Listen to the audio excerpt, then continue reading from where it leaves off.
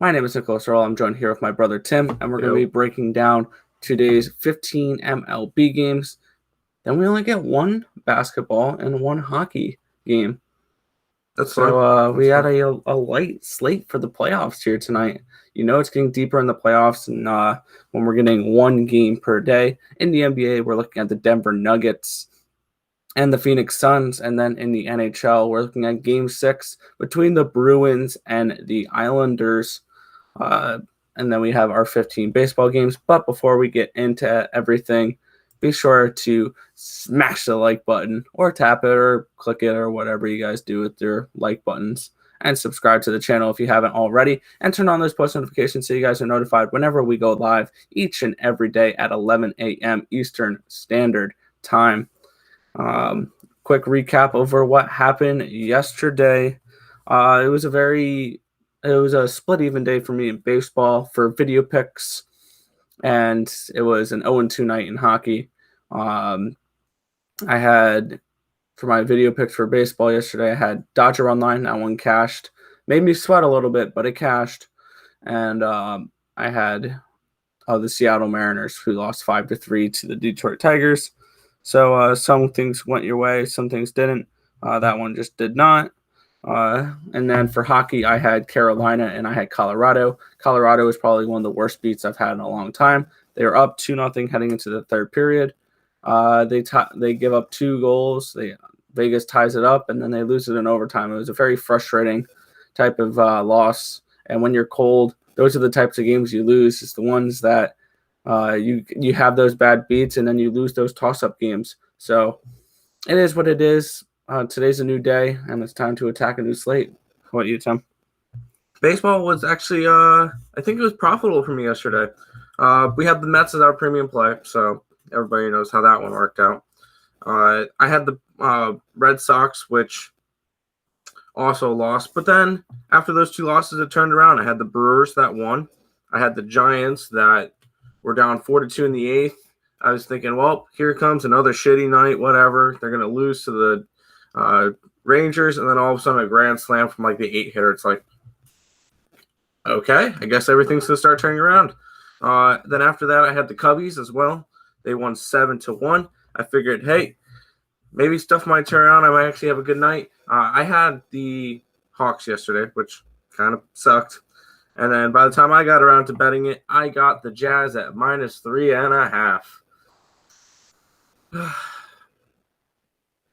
Yeah, sometimes it just works out that way. But hopefully we can go ahead and turn it around today. I know I have – how many games do I have for MLB today? 1, 2, 3, 4 games, 5 games maybe for the MLB, and I have the 1 NBA game. So hopefully we go ahead, turn around, win some money today. Yeah. But then I guess let's move on now, and we will look at the first game of the slate here.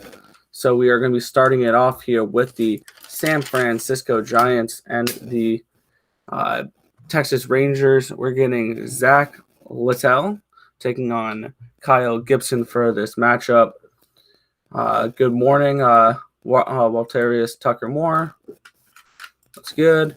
But for this matchup, it is a pick-em for this game. Where are we looking at for this game to start it on off? I'm going right back to San Francisco. They're still 8-2 their last 10 games, and they're still going up against a horrible Texas Rangers team. Yes, Texas has their best pitcher on the mound. They have Gibson, who's 4-0 at the 2.06. I don't particularly care. Giants have been hot. Rangers have not. I'm going right back to the Giants today. What did I just say? Giants. I just said Texas has been hot. Rangers have not. Giants have been hot. Rangers have not. So I'm just going to go right back to the Giants, and you're telling me I can get them at what, a -103 at this point? Yeah, I'm going to sign up for that one. Give me the San Francisco Giants -103 today against the Rangers. Yeah, for me, At the end of the day, this is not going to be a game I have any action on. But if I would have to go to a side, I would be looking at probably the first five for the Rangers, and that's just because it's Kyle Gibson on the mound. It's their ace. 4-0 with 2.06 ERA, 1.01 WHIP, 53 strikeouts, 19 walks, and 65 and 2/3 innings pitched. So it would be Texas first five or nothing really for me. I don't see any value on this game either way. So I'm just going to be laying off this one. There's better spots on the card, in my opinion, than trying to go after a pick'em game with Texas Rangers, a bad team with their best pitcher, and then a good team with a pitcher that we've seen very little from. So for this game, pass for me. Lean towards the first five for the Rangers. Good morning, EJ. Morning. Weather blowing breezy, blowing straight out. Then if you're saying that, then you're interested in the over, I'm guessing, for this game. It's at an 8.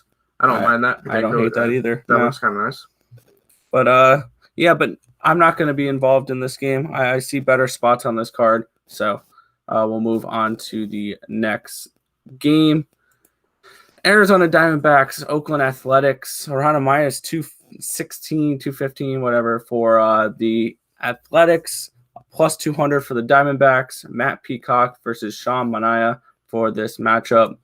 And last night, if you back the Oakland run line, good work there.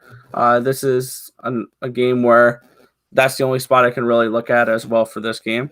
I would lean towards the Oakland run line. I just don't trust this Arizona team right now. They're 2-8 in their last 10 games. They lost 6 straight. They're 3-12 versus left-handed pitching. They're 9-26 on the road. It's Oakland or nothing for me here, but I'm passing. Just the line's way too wide. Yeah, I never go after games that are minus 200 because most of the time the run line are still minus money. So, no, I'm not interested in going after this game. Not a spot that is particularly interesting. Manaea has been pitching better as of late, but still I don't know if I would really trust him that much for this one. D-backs have just been awful. There's no real nice way to say it.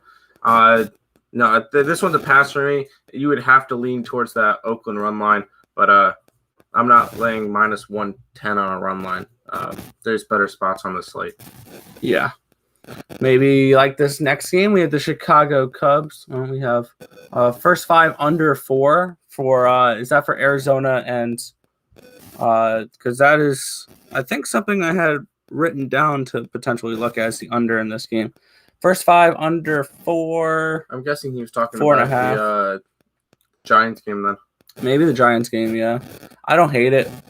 The first five under 4.5 for the Diamondbacks, though, is a spot potentially to look at.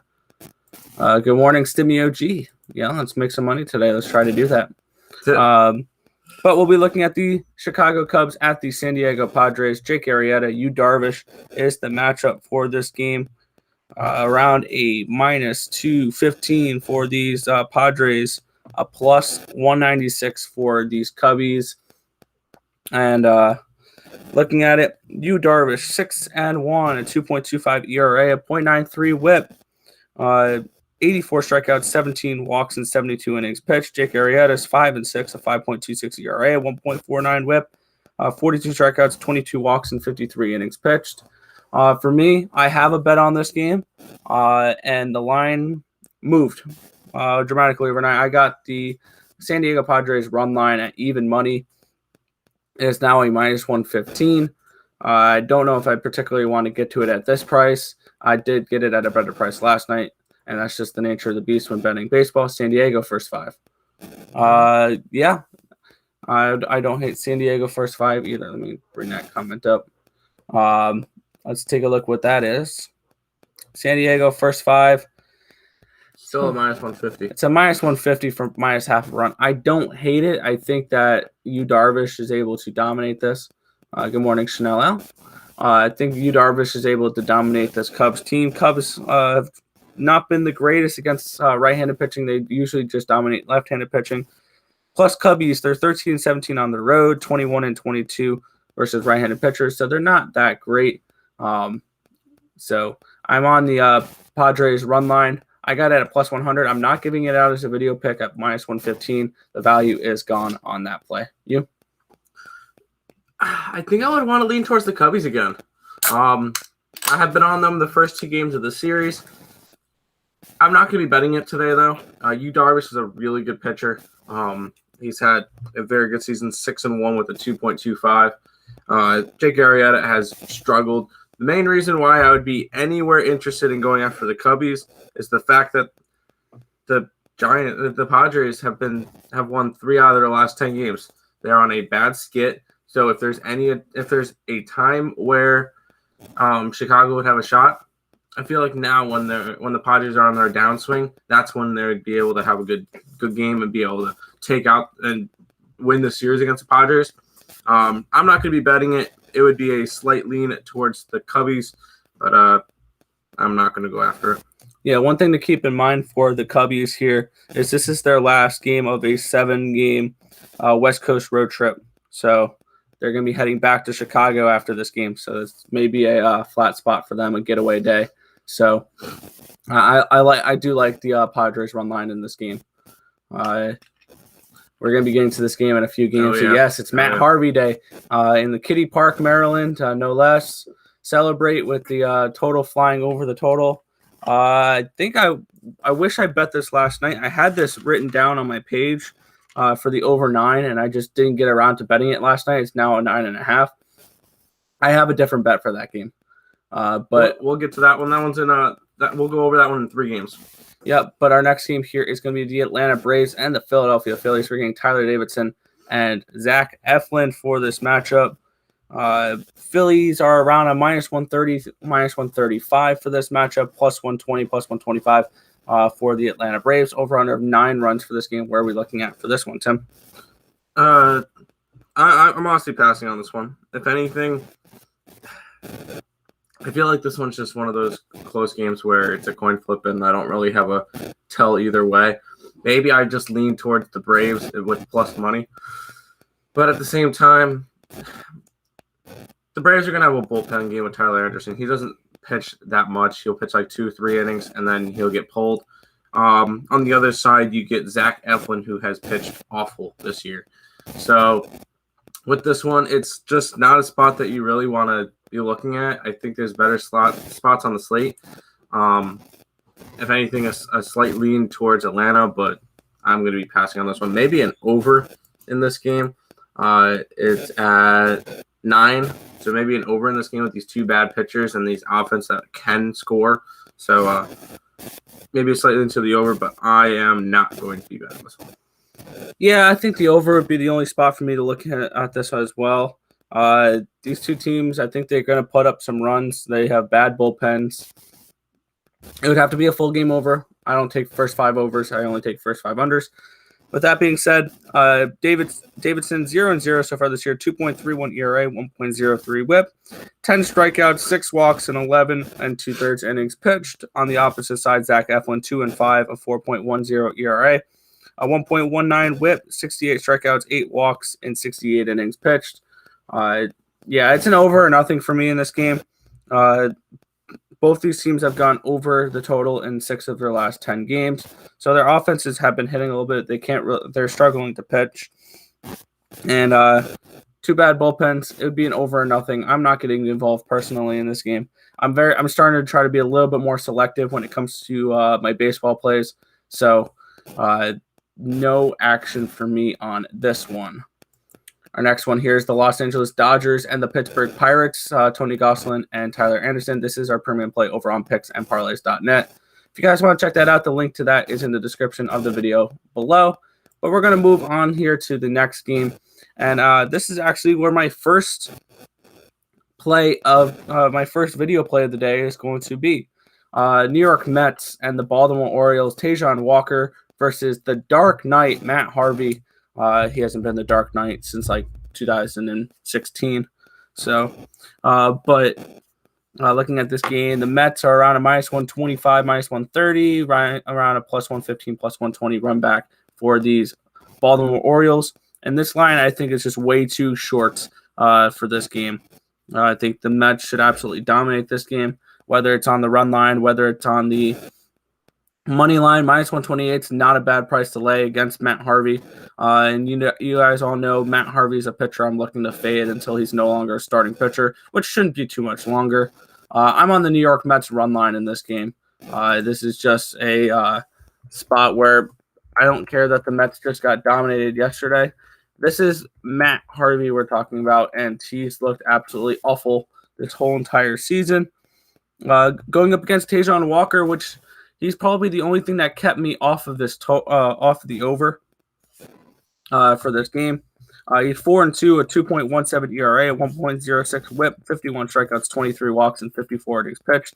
Meanwhile, Matt Harvey has looked absolutely awful. 3-6, a 6.62 ERA, a 1.61 WHIP, 45 strikeouts, 17 walks, and 51 2/3 innings pitched. I'm surprised he's not in the bullpen at the very least by now, and not having a starting pitching job. I'm on the New York Mets run line. I lean a little bit more also towards the New York Mets team total over 5.5, especially with Harvey pitching. But my only spot I'm looking at here, Mets run line plus 105. To be nice to Matt Harvey for a minute, he did have a good beginning of the season. He started off 3-1. That being said, his last win came on May 1st. And then he proceeded to lose to Boston, the Mets, Tampa Bay, Washington, Chicago, and the Twins. And he just hasn't won a game in a while. I don't see anything switching today. I don't feel confident enough to grab the run line, so I'm just going to be grabbing the Mets straight out at that minus 127. But it's just – I feel bad for the guy. He had a really good career. Then he got injured, and everything just went to crap for him. And the only reason why he has a starting job right now is he's on Baltimore. I don't think we should be making fun of him anymore. Him being on Baltimore is enough for him. So, yeah, I'm just going to grab the Mets today. Minus 127, whatever it is. Not against AL on the road. I think all his pitching stats. Yeah. Oh, for Walker. Okay. Yeah, that's fair. But this is the Baltimore Orioles, though. This is the bottom of the barrel when we're talking American League lineups, where they got, I think, Trey Mancini, and that's about it. Yeah, Baltimore is tied for the worst. I don't know. They are the worst team in the American League. They're the second worst team in the MLB, only behind the Arizona Diamondbacks. So I think that's enough for that one. It's almost like comparing like a quarterback stats in the SEC, saying, "Oh yeah, he's put up all these good stats." Yeah, but he's hasn't faced any SEC opponents yet. Oh, but they're going up against Vanderbilt today. That works. So no, I still stand by what I said. I think Tajon Walker is able to dominate. Plus, you got to keep in mind, Tajon Walker did pitch in the American League last year, and he was pretty good in the American League last year with the Seattle Mariners. So that being said, I'm on the Mets run line. I think this is a nice spot for them against their former teammate in Matt Harvey. All right, heading to our next game here, Milwaukee Brewers, Cincinnati Reds, minus 110 for the Reds, around a plus 100 run back for the Brewers. Vladimir Gutierrez takes on Brent Anderson. Where are we looking in this matchup, Tim? I am going right back to Milwaukee. We're getting Milwaukee at a price tag still. Let's see. Yeah, plus 100 still. And they're still riding a 6-game winning streak. Hold on. I want to say that's a 5-game winning streak, sorry. And that's the hottest in the MLB right now. So, yeah, I'm going to be riding this Milwaukee team until they lose a game. We're getting them at a nice plus money price. Yes, Brett Anderson has not been pitching the greatest, but he's been doing enough. Gutierrez, I don't feel like has enough numbers behind him to really say that he's pitching good or bad this year. So I like to go Milwaukee. I think that they could easily take care of the Reds again. Milwaukee's on a hot streak, and they're plus money. Give it to me. Yeah, for me, it's Milwaukee or nothing. I'm at the end of the day passing on this game. Brent Anderson, 2-3, a 4.42 ERA, a 1.53 WHIP, 21 strikeouts, 12 walks, and 36 2/3 innings pitched. Gutierrez is 1-1, a 2.7 ERA, 1 WHIP, 6 strikeouts, 5 walks, and 10 innings pitched. So not enough of a sample size from the rookie here, but he is one of 3 rookies to get a win on his opening start, on his debut this season. Just a little fun fact out there. But I'm going to be passing on this game. I want to see more from Gutierrez before I can back him more. It'd be a lean towards the Brewers for me here in this match. But once again, no action. This is just a card that I don't have too much action on. I'm trying to be more selective. Moving on to our next game here, we have the Houston Astros and the Boston Red Sox. Jake Odorizzi, Nathan Eovaldi for this matchup. Looking at this game, we are looking at the Red Sox are on a minus 135, plus 125 run back for the brain fart, Astros. There we go. Jake Odorizzi, 0-3, a 7.16 ERA, 1.47 WHIP, 17 strikeouts, 7 walks, and 16 1/3 innings pitched. Nathan Eovaldi, 7-2, a 3.78 ERA, a 1.19 WHIP, 65 strikeouts, 14 walks, and 66 2/3 innings pitched. And I was looking at, for this game, the first 5 under. Let's see what we're getting for that. First 5 under 5.5 is definitely something I'm very intrigued with. And I'm going to jump on it. I'm jumping on first 5 under 5.5 for this match. These teams have both been trending towards the under recently, so I'm going to continue to ride that. And give me 2 seconds. I'm typing it out. Under minus 5.5 at minus 115. I'm going to go and be betting that in a minute here. Nathan Eovaldi, I think, can slow down this Houston Astros team. Plus, after the explosions of runs last night for the Astros, I believe they got 6 in the first 2 innings. I expect them to slow down a little bit here, and that game still went under the total. The Red Sox have gone under in 7 of the last 10 games, including 2 in a row. The Astros have gone under in 6 of their last 10 games, including 3 in a row. I'm going to continue to ride the streak here. First 5 under 5.5 at minus 115. That is where I am going for this game. Yeah, for me, I feel like this one is Boston or nothing. Jake Odorizzi has been the definition of awful this year. 0-3 with a 7.16 ERA. His ERA actually did come down. It was in the 10s. But on the other side, Nathan Eovaldi's had a really good season. 7-2, 3.78 ERA. He does get run support, which is the biggest thing. I think this is a lean towards the Red Sox. I'm not going to lay a minus 135 on them right now. But if I can get them at a minus 125, I think I'd jump all over that one. So Boston, lean, but no bet for me for this one. All righty. Heading into our next game here, we have the Seattle Mariners and the Detroit Tigers. The Tigers, once again, a favorite today, as they have Casey Mize heading to the mound against Chris Flexen. These are first 5 numbers. We have minus 130, minus 135, depending on your book, for the Tigers, plus 120 to plus 125 for the Seattle Mariners. Chris Flexen, Casey Mize, where are we looking at for this one, Tim? I feel like I would want to go towards Seattle. Not going to be betting this game, but I feel like Seattle would be the play for me, just because Chris Flexen has been solid this year in terms of games that he's started are games that Seattle wins. Casey Mize on the other side, he's been a strong rookie pitcher this year. He's going to be good. So maybe it's a slight lean towards the under in this game, but I think I'm just going to fade this one. I think there's a lot better spots on the slate, and I'm not going after a Seattle-Detroit game. Yeah, for me, I'm looking at anything I look at in this game is going to be for the first 5 innings. I was looking at the Detroit Tigers because I think the last 4 or 5 times Casey Mize has started, I've backed him in the first 5, and I think I've won. I'm like 3-1 or 4-1 in those games, with last game being the only loss for Casey Mize.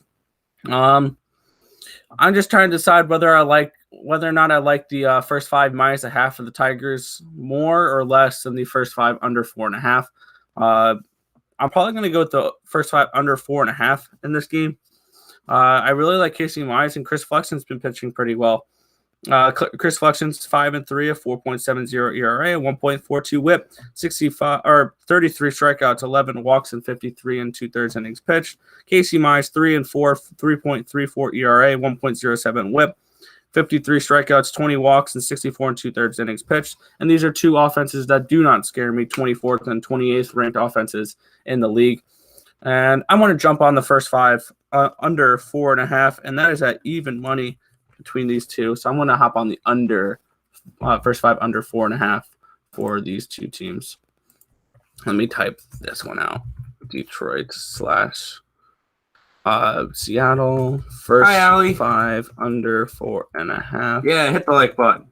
Plus 100. Yes. Yeah, she knows. She understands. So that's where I am on for that game. But now we are going to move on here with the there it is. Washington Nationals and the Tampa Bay Rays are on a minus 155 for the Rays, a plus 1. These are still first 5s. Plus 145-ish for these Washington Nationals. We're getting Patrick Corbin and Shane McClanahan. Where are we looking at for this one? I think I'm looking at the next game. No. I'm just not really interested in betting the series. It's just all 3 games have been just widely spreaded. And I favor Tampa Bay in every single matchup. Except for I don't really feel like laying a run line on this one because I don't want to be laying a minus 150. The run line's a plus 125. I don't mind that. The big thing is, do I trust Steve McClanahan that much for the Shane McClanahan enough for Tampa Bay to support a run line? And that is no. So this one's just going to be a pass for me, maybe a lean towards the over because it's a 7.5. I think that these teams can score some runs, but this is just going to be a pass for me. I don't really like this game.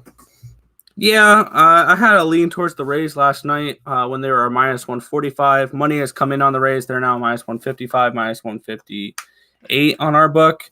So the value is all gone on this matchup. This is just, I'm going to be passing on it now.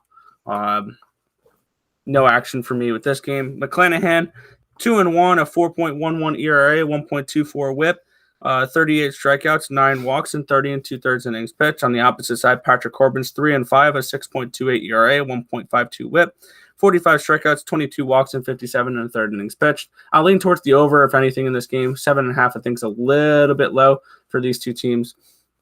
Even though Tampa Bay is one of the worst hitting ballparks in the MLB, I do not trust Patrick Corbin because he's not looked good at all this season. So it's an over or it's a pass for me. Once again, I'm going to be passing on this game. All right, heading into our next game, we have the New York Yankees at the Minnesota Twins. Around a minus 180 for these Yankees, a plus 166 for the Twins. Randy Dobnak and Garrett Cole. I think he's pretty decent, right? For this matchup, where are we looking at for this one?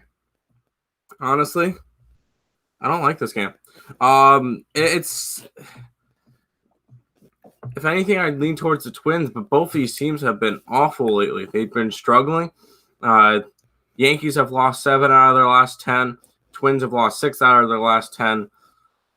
And you want me to lay a minus 175 on the Yankees? I think, if anything, lean towards the Twins. But I don't like this one.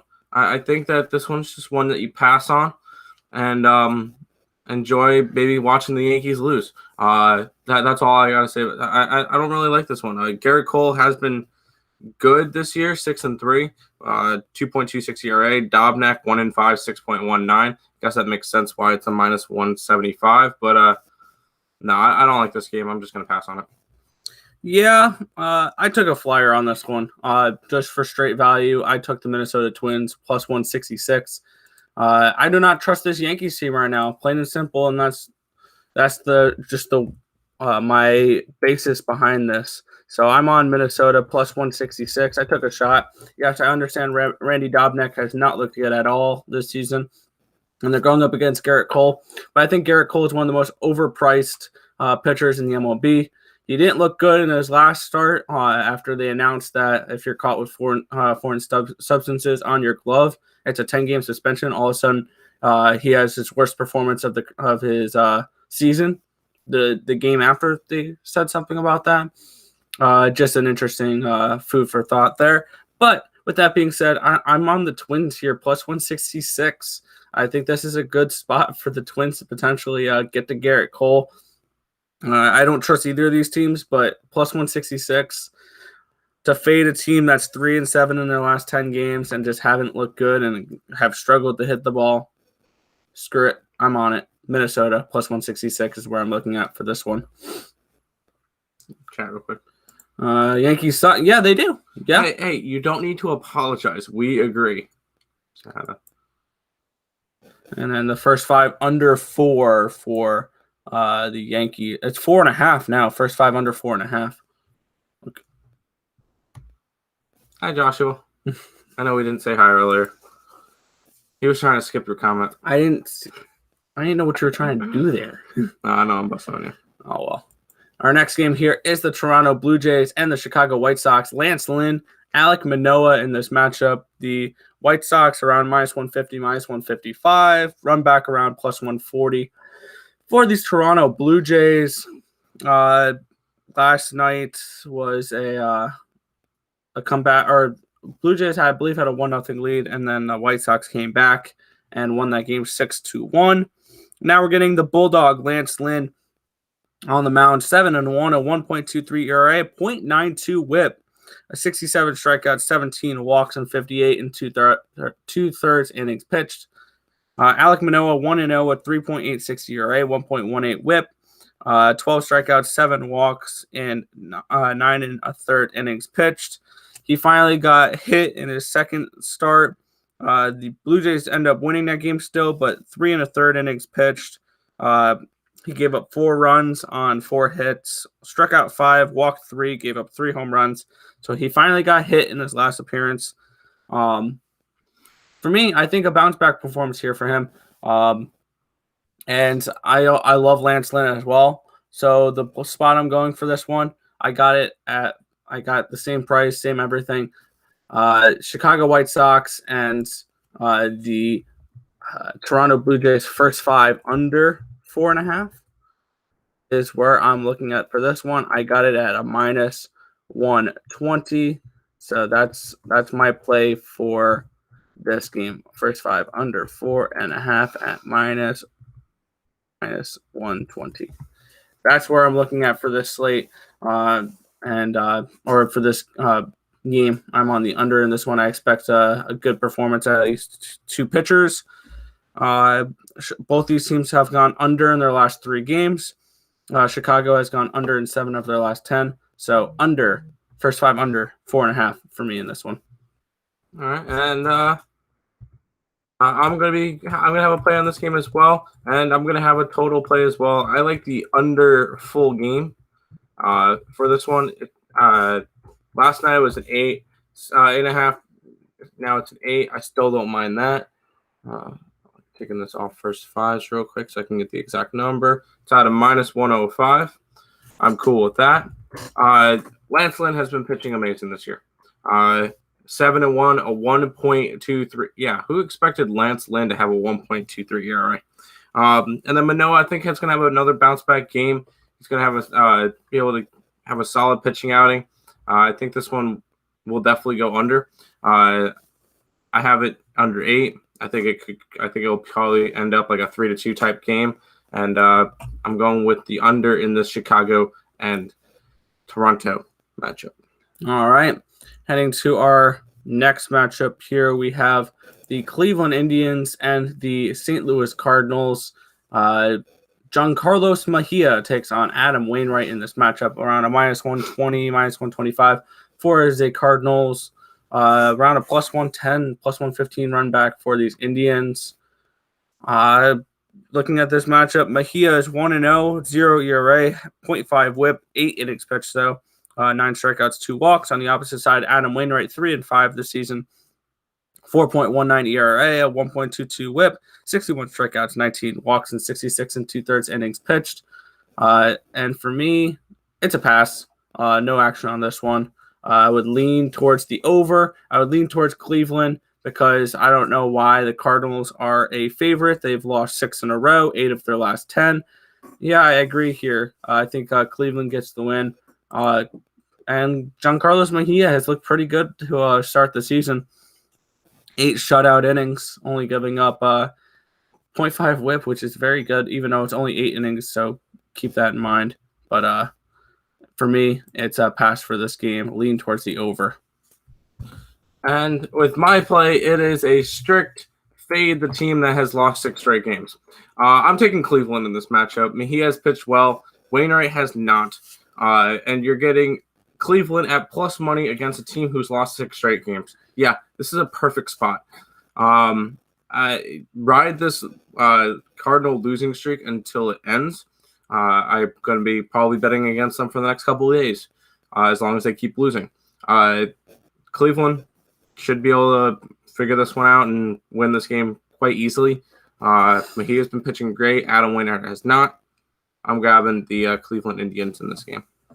All right, heading into our final matchup of the night, we get the Kansas City Royals and the LA Angels. Brad Keller, Griffin Canning, our pitching matchup. Minus 140, minus 145 for these Angels. Around a plus 130, plus 135 run back for the Royals. Brad Keller, I said that already. Griffin Canning, where are we looking at for this last matchup? If anything, look towards the over. It's a 9.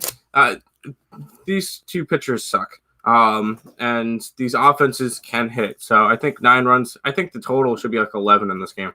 I think that this one's going to be a very high-scoring game because both these two teams have been struggling, and now they get to go up against bad pitchers. I'm seeing a lot of offense in this game. I do like that.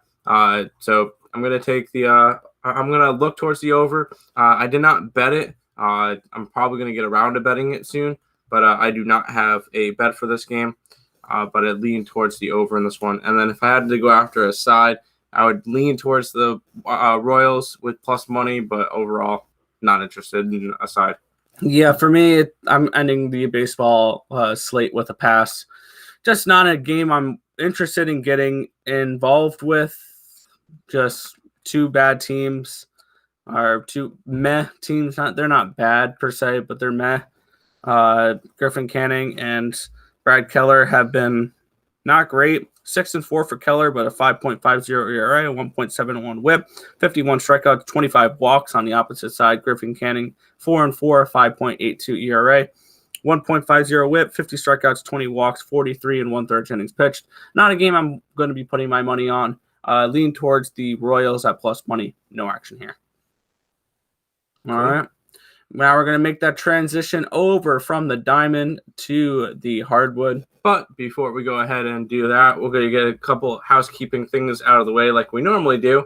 Obviously, guys, if you guys are new to the channel, or subscribe, like, comment, share, help us grow. We're trying to reach 1,000 subscribers by opening weekend of football, of the NFL football. So if we could try to help us start pushing towards that, we do appreciate all the support. Which we are 3/4 of the way there. We just this morning hit 750 subscribers, so we're very happy for that. Thank you guys all for subscribing, the ones who have and the ones who will. Thank you guys. And then if you guys are interested in our premium plays, you can use the link in the description below, and I'll save you 50% off our 7-day packages over at picksandparlays.net.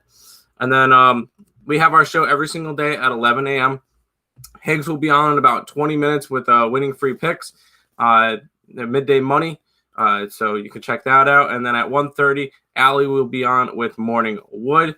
She does her last Woody standing every single day with that. So get in there, get your picks in. So we got all that. And then at 6 o'clock, we have game time decision. So we'll go ahead and do that as well. That's at 6 o'clock with me, Nick, and Allie. So just check out the entire Picks and Parlays family all day today. And let's make some money together. Absolutely. But now we're going to look at the NBA, where we're making the transition from baseball to basketball. We have the Denver Nuggets and the Phoenix Suns. Game number 2. Phoenix is a 5.5-point favorite for this one. The run back is a plus 180 on the money line for those Denver Nuggets. Phoenix leads the series 1-0. The over/under is 223 and 223, 9.5 for this one. Where are we looking at for this matchup? I'm going after Denver again. I'm grabbing them plus the points, even maybe on the money line at plus 180. I don't mind that. They were playing really well in that game. They were up like 10 points in the middle of this at the third, and then all of a sudden forgot that the ball has to go in the hoop, and they had to play defense. And Phoenix went on a 16-0 run, and they really couldn't come back from that. So I'm thinking that Denver comes out. They come out hard. They come out. They have to. This is a must-win game for Denver, because they don't want to go down 2-0 in the series. That's going to be a very difficult thing to come back. Yes, they are going home after this game for 2 games. So I think if they can grab 1 game from Phoenix in Phoenix, they could easily win both at home and be in a nice setup to win the series. But this game right here is a must-win game for Denver. If they lose, it's going to be a very steep uphill climb for them. So Denver's got to perform. Going to need some more out of Porter. They're going to have to take less 3-pointers and start pushing the paint. Because big thing is neutralizing DeAndre Ayton, because DeAndre Ayton had about the same game as Nikola Jokic did and did not get into foul trouble. Denver's success will be having to get DeAndre Ayton out of the game. So if that means pushing the paint, trying to get fouls on him, that's going to be the way it has to go. Plus, the others are going to start hitting shots. Nikola Jokic was double teamed quite often in that game, so you're going to need the other guys to start hitting shots and not getting into foul trouble. Campazzo. So I have Denver to win this game. I think it's a very important game for them. I'm going to have Denver plus 5.5 and the money line. All right. Any player props for this game? Go over your hockey. I'll have a player prop in a minute. All right. Then we will move on to the National Hockey League. We have 1 game tonight, and it's a very important game. We have the Boston Bruins and the New York Islanders. In game number 6, we head back to the island at Nassau Coliseum for game number 6 here. Islanders lead the series 3-2 after their 5-4 win in game number 5. And I think we're going to see more of the same here with the Islanders. Personally, I do not have a bet on today's game, and that is because I have a New York Islanders win the series at plus 210 in my back pocket, so I have no need to place a bet for this game. If anything, probably look towards player props in this game. For this matchup, I look at potentially an over 5 in this matchup as a minus 126. I don't hate that. If I would be placing a bet on this game, it would be the Islanders money line to finish it off at home tonight. I think that the Coliseum is going to be rocking tonight, and this is going to be a huge game, probably the biggest game for the New York Islanders at home since like 93 or something along those lines. So this is a huge game for the New York Islanders, and I think they get the job done. I think they advance to the semifinals. They get their long-awaited rematch versus the Tampa Bay Lightning, and I think the Islanders take care of business tonight. Personally, I do not have a bet on the Islanders money line. I have the plus 210 ticket, but my pick for this game, New York Islanders, close it out in game number 6 versus the Boston Bruins. Player props for you, Tim? Yes. I got 2 of them, both of them from the same team. If the Nuggets are going to want to win, Porter Jr. has got to go off. I have him over 19.5, and I think that Campazzo line's a little bit too low at 8.5. I think he goes over that. So give me Porter over 19.5, Campazzo over 8.5 for our player props for the NBA today. Alrighty. But that's going to just about wrap up this stream. Before we head on out, be sure to hit that thumbs up button and subscribe to the channel if you haven't already. But a quick recap over our plays for today. Go on, Tim. I'm grabbing the San Francisco Giants, the New York Mets, Milwaukee Brewers, the under in the Chicago White Sox game, and the Cleveland Indians in baseball. And I'm grabbing the Denver Nuggets plus 5.5 for the NBA today. All right. And for me, I'm going with the Mets run line. That is a plus 105. I have the first 5 under 5.5 for the Boston-Houston game, for Detroit and Seattle, first 5 under 4.5. I have the Twins, and I have the first 5 under 4.5 for the White Sox and the Blue Jays for their matchup today. I picked the Islanders to win tonight in Game 6, but I do not have an official video play for that game, but my pick is the Isles for that as well. But that's going to just about wrap up the show. We want to thank you guys as always for hanging out and interacting in the chat. But that's going to just about wrap up this stream. Thank you guys all for watching. Good luck in whatever you guys are betting tonight, whether it's the MLB, whether it's the NBA, whether it's the NHL, whether it's WNBA, whether it's soccer, whatever you guys are betting. Good luck. This has been the Earle Sports Bet Show. My name is Nicholas Earle. I was joined here with my brother Tim. Thank you guys all for watching, and good luck.